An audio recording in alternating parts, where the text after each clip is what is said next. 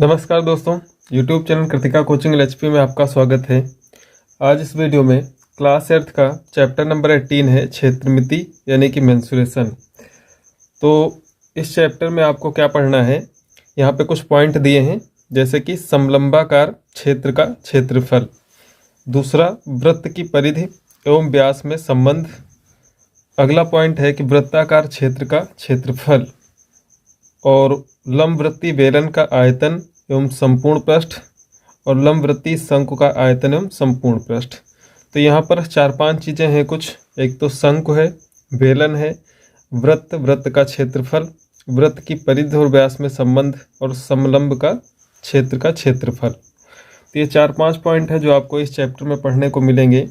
तो सबसे पहली एक्सरसाइज समलंब पर आधारित है। तो पहले अभ्यास में देखते हैं कि समलंब का जो क्षेत्रफल ज्ञात करना है वो कैसे ज्ञात करते हैं। अब यहाँ पर एक आप चित्र देख रहे होंगे, ये चतुर्भुज एक बना हुआ है जिसको समलंब कहते हैं। तो यहाँ पर एक भुजा AB है और दूसरी भुजा DC है। ये दोनों भुजाएं आपस में क्या हैं, समांतर हैं। और ये भुजा जो AD है और जो BC है ये असमांतर हैं। तो समलंब हम उस चतुर्भुज को कहते हैं जिसमें कम से कम एक जोड़ा समांतर हो और एक जोड़ा जो होगा वो असमांतर का होगा, यानी कि दो भुजाएं समांतर होंगी और दो भुजाएं असमांतर होंगी। तो इस प्रकार बने चतुर्भुज को समलंब चतुर्भुज कहते हैं। अब यहाँ पर चूंकि AB और DC समांतर हैं, AD और BC असमांतर हैं, तो AB की लंबाई को अगर हम A मानते हैं और BC की लंबाई को B मानते हैं तथा इनकी जो ऊंचाई है, इनके बीच की दूरी, जो समांतर भुजाएं हैं उनके बीच की दूरी, उसको h मानते हैं। तो इसका क्षेत्रफल का एक सूत्र बनता है कि समलंब का क्षेत्रफल बराबर 1/2 समांतर भुजाओं का योग गुणे ऊंचाई। जो समांतर भुजाएं हैं AB प्लस DC, जिनकी लंबाइयां A और B हैं, इनका योग और इनके बीच की दूरी कह लें या जो ऊंचाई है वो h है। तो आगे इसको लिखेंगे कि 1/2 A plus B into h। ये समलंब के क्षेत्रफल का सूत्र है। और इसी सूत्र का उपयोग करके एक्सरसाइज 18 में जो प्रश्न हैं, कुल 5 प्रश्न हैं, तो उसमें जो है इनका हल ज्ञात करेंगे। अब यहाँ पर पहला प्रश्न है कि एक समलंबाकार क्षेत्र की समांतर भुजाएं 3 और 4 सेंटीमीटर हैं, इनके बीच की दूरी 3 सेंटीमीटर, तो समलंबाकार क्षेत्र का क्षेत्रफल ज्ञात कीजिए। तो इस प्रश्न में आपको सीधा सीधा जो समांतर भुजाएं हैं उनकी माप दी गई है और उनके बीच की दूरी यानी कि जो ऊंचाई है वो भी 3 सेंटीमीटर दी है। तो इस क्षेत्र का क्षेत्रफल ज्ञात करें। यहाँ पर आपको लिखना है कि चूंकि समलंबाकार क्षेत्र की समांतर भुजाएं 3 सेंटीमीटर और 4 सेंटीमीटर हैं, तो इनको मान लेंगे कि A बराबर 3 सेंटीमीटर और B बराबर 4 सेंटीमीटर, तथा इनके बीच की दूरी जो ऊंचाई है वो कितनी है, 3 सेंटीमीटर वो भी है। तो क्षेत्रफल का फार्मूला क्या है कि 1/2 A plus B into H। तो यहाँ पर 1/2 A 3 और B 4 है, तो 3 + 4 7 होगा और ऊंचाई 3 है, तो 3 + 4 7 हो जाएगा और 7 की 3 से गुणा 7 त्रिक 21 हो जाएगा। तो 1/2 गुणे 21 सेंटीमीटर स्क्वायर यानी कि 21/2 सेंटीमीटर स्क्वायर। अब 21 को 2 से भाग कर लीजिए तो आ जाएगा 10.5 सेंटीमीटर स्क्वायर। तो यहाँ पर जो समलंबाकार क्षेत्र का क्षेत्रफल है वो 10.5 सेंटीमीटर स्क्वायर हो जाएगा जब उनकी समांतर भुजाएं 3-4 सेंटीमीटर, उनके बीच की दूरी 3 सेंटीमीटर होगी। प्रश्न नंबर दूसरे में कि 3 सेंटीमीटर ऊंचाई के समलंबाकार क्षेत्र का क्षेत्रफल, यहाँ पर आपको ऊंचाई दे दी गई है 3 सेंटीमीटर और क्षेत्र का क्षेत्रफल दिया है 36 वर्ग सेंटीमीटर। इसकी समांतर भुजाओं में से एक भुजा की लंबाई 9 सेंटीमीटर है, तो दूसरी भुजा जो समांतर भुजा है उसकी लंबाई ज्ञात करिए। तो इस प्रश्न में आपको क्षेत्रफल और ऊंचाई और एक भुजा ज्ञात है, दूसरी समांतर भुजा ज्ञात करनी है। तो इस प्रश्न में भी आप समलंब के क्षेत्रफल का ही सूत्र लगाएंगे और वहाँ पर जो चीज़ें दी हुई हैं उनका मान रख देंगे और जो अननोन चीज़ है दूसरी समांतर भुजा, तो उसका मान वहाँ से निकल आएगा। तो यहाँ पर देखते हैं कि ऊंचाई दी है 3 सेंटीमीटर, क्षेत्रफल दिया है 36 सेंटीमीटर स्क्वायर और जो एक भुजा है समांतर भुजाओं में से एक भुजा है उसका मान 9 सेंटीमीटर, तो दूसरी भुजा जो बी है उसका मान ज्ञात करना है।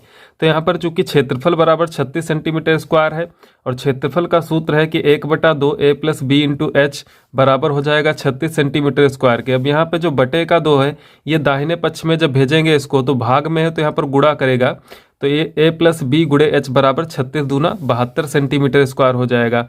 अब यहाँ पर जो एक भुजा दी है ए का मान 9 तो यहाँ पर रख देंगे और एच का मान 3 है वो रख देंगे, तो 9 प्लस बी गुणे 3 बराबर 72। 3 पहली बात यहाँ पर भाग करेगा, तो 72 को जब 3 से भाग कराओगे तो आएगा 24 और बाएं पक्ष में है 9 प्लस बी। इसके बाद चूंकि 9 प्लस में है इसलिए दाहिने पक्ष में जाने पर माइनस होगा, तो b बराबर 24 माइनस 9, तो 24 से जब 9 को माइनस किया जाएगा तो b बराबर आ जाएगा 15 सेंटीमीटर। इसका मतलब दूसरी समांतर भुजा की लंबाई जो है वो 15 सेंटीमीटर है। प्रश्न नंबर 3 में कि निम्नांकित चतुर्भुज ABCD में AB समांतर CD और AD लंब है AB, यानी कि ABCD एक चतुर्भुज है जिसमें AB भुजा CD भुजा के समांतर है और जो AD भुजा है वो AB पर क्या है, लंब है, यानी कि इनके बीच 90 अंश का कोण बन रहा है। आगे दिया है कि AB बराबर 8 सेंटीमीटर, BC बराबर DC, जो BC भुजा है वो DC भुजा के बराबर है, दोनों 5-5 सेंटीमीटर की हैं। तो चतुर्भुज ABCD से घिरे क्षेत्र का क्षेत्रफल ज्ञात कीजिए। अब चूंकि एक समलंब है तो इस समलंब का क्षेत्रफल भी आपको ज्ञात करना है। क्षेत्रफल ज्ञात करने के लिए दो समांतर भुजाएं जिनकी लंबाइयां चाहिए, तो समांतर भुजाएं 8 और 5 दी है, लेकिन इनके बीच की दूरी जो ऊंचाई होती है वो भी ज्ञात होनी चाहिए। तो यहाँ पर ऊंचाई तो नहीं ज्ञात है, तो ऊंचाई आपको ज्ञात करनी है। तो यहाँ पर सबसे पहले आप इसका एक चित्र समझेंगे। चूँकि यहाँ पर AB और CD समांतर भुजाएं हैं, AB की लंबाई 8 सेंटीमीटर है और CD की लंबाई 5 सेंटीमीटर है। दूसरा यहाँ पर BC और CD आपस में बराबर हैं, इसकी भुजा 5 सेंटीमीटर है और इसकी नाप भी 5 सेंटीमीटर है। और AD आपको ज्ञात करनी है जो कि लंब है AB पर, यानी कि ये सीधी ऊंचाई है। तो यहाँ पर क्या करते हैं कि बिंदु C से एक 90 अंश का कोण बनाती हुई रेखा, यानी कि एक दूसरी लंब रेखा खींचेंगे जो AB पर क्या हो, लंब हो।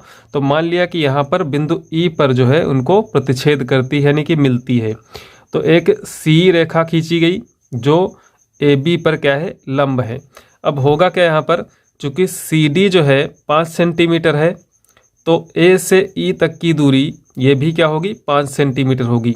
चूँकि AD के समांतर और AB पर लंब रेखा खींची गई है, इसलिए A, E, C और D यहाँ पर AE और CD आपस में क्या हो जाएंगी, बराबर हो जाएंगी। तो 5 अगर CD है तो AE भी 5 होगी।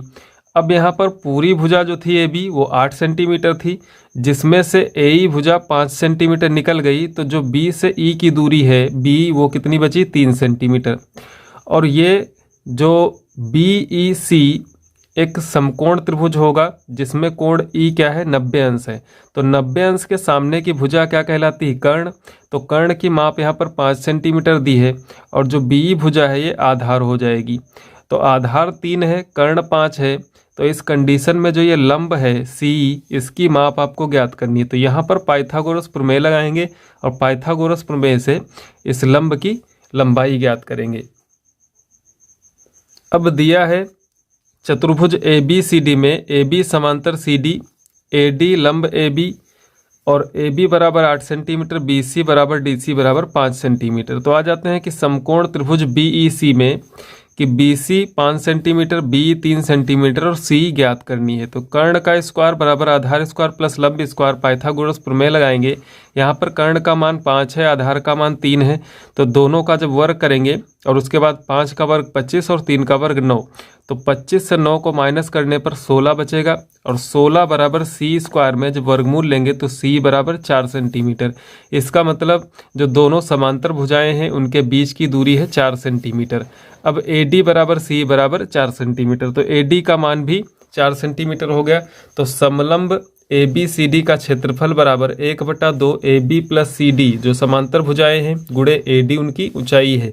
तो 1/2 8 और 5 उन भुजाओं का मान था जो समांतर थी और AD का मान 4 सेंटीमीटर आया।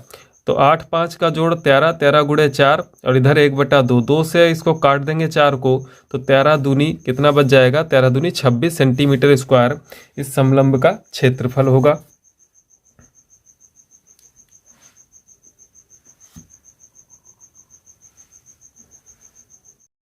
प्रश्न 4 है कि एक समलंबाकार क्षेत्र की समांतर भुजाएं 8 मीटर और 6 मीटर हैं और उनकी ऊंचाई जो है वो 4 मीटर है, तो समलंबाकार क्षेत्र का क्षेत्रफल ज्ञात कीजिए।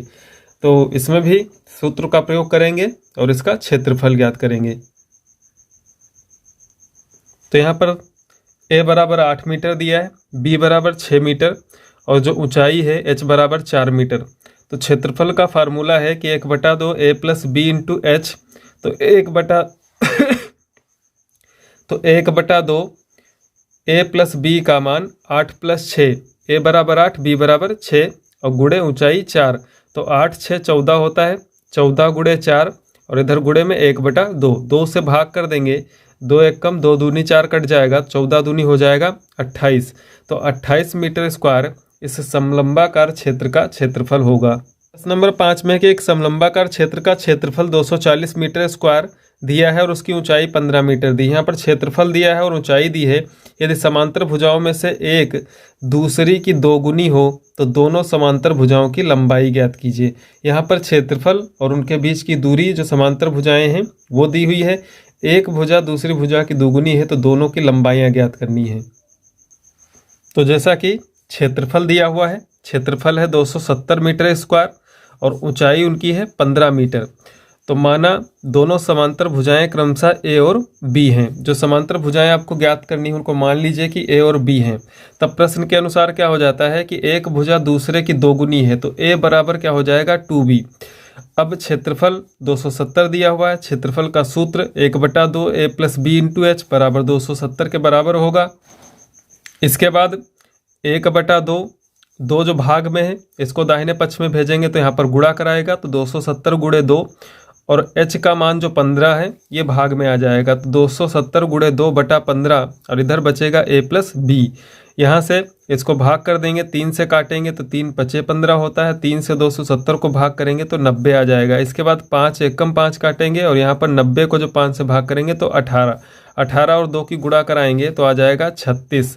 तो a प्लस बी का जो मान है वो आ जाएगा 36, यानी कि दोनों जो समांतर भुजाएं हैं उनका योग 36।